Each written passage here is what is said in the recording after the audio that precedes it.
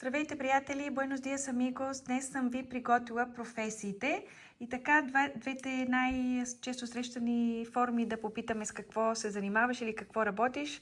Това са a qué te dedicas и en qué trabajas. A qué te dedicas, en qué trabajas. Отговаряме soy. Por ejemplo, soy arquitecto, soy ingeniero, аз съм и професията.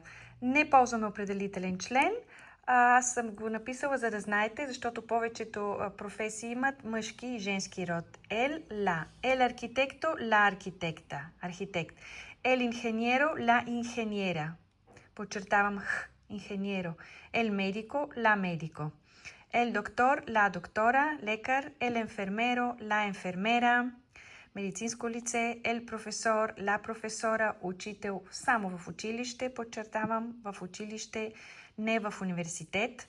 El conductor, la conductora, шофьор, el peluquero, la peluquera, фризьор, el constructor, el director, la directora, el pintor, la pintora, художник, el músico, la música.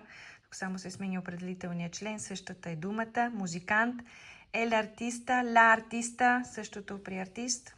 Сменяме само la, fontanero, водопроводчик, fontanero, electricista, електричар, albañil, общ работник, строителен, panadero, хлебар, пекар, frutero, човек, който има плодове и зеленчуци магазин. Cuidadora, детегледачка или гледачка на възрастни хора, entrenador, entrenadora, треньор, administrativo, административа, секретар, abogado, abogada, адвокат, juez, jueza, съдия, empleado, empleada, работещ. Ако нямаме специално някаква професия, може да кажем soy empleado en una fábrica, работя в фабрика, soy empleado en una empresa, работя в фирма, soy empleado en una oficina, работя в офис. Също добавям la dentista, зъболекар, empresario, empresaria, бизнесмен мъж, бизнесмен жена, emprendedor, предприемач мъж и emprendedora, предприемач жена. Така, още веднъж да повторим. A qué te dedicas, en qué trabajas?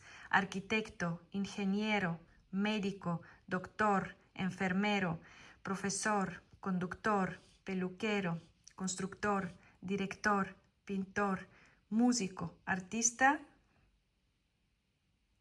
fontanero, electricista, albañil, panadero, frutero, cuidadora, entrenador, administrativo, abogado, juez, empleado.